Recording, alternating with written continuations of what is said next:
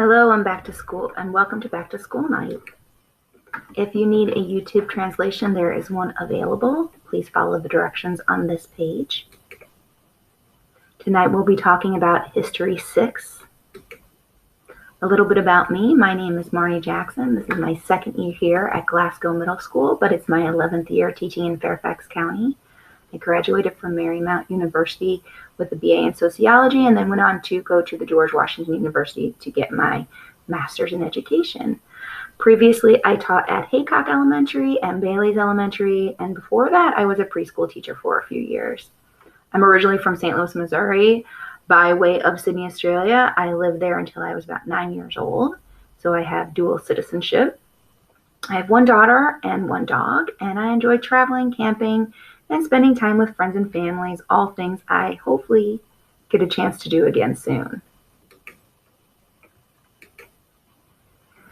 In History 6 this year, I believe that all students learn best when they are engaged in their learning, they ask questions, and they explore and make connections with the topics that we're teaching. This year, in order to be successful, students will need to know how to understand how to use their Google Classroom sites, especially in our virtual environment.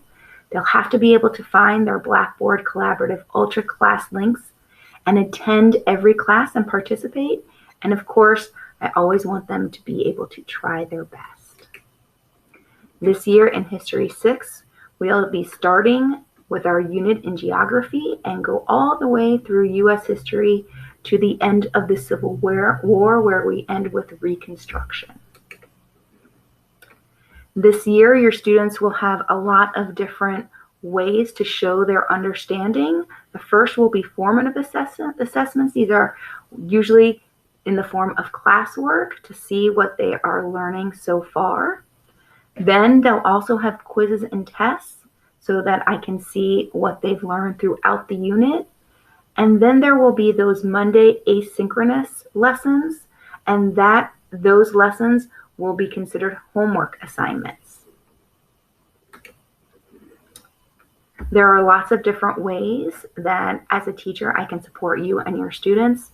One of the things that you'll have available to you this year is Blackboard 24/7, and on that site you'll see my office hours, a syllabus there, my contact info, and you'll also see our weekly lesson grid. Google Classroom is another great place to go to check out what we're doing this year. Their students will be able to find all of their classwork that they are expected to do, as well as those Monday asynchronous lessons that they are going to work on independently. This is another place that they'll find their weekly grids. Those weekly grids tell you what assignments they'll be doing that week, as well as the lessons that we're going to be teaching that week.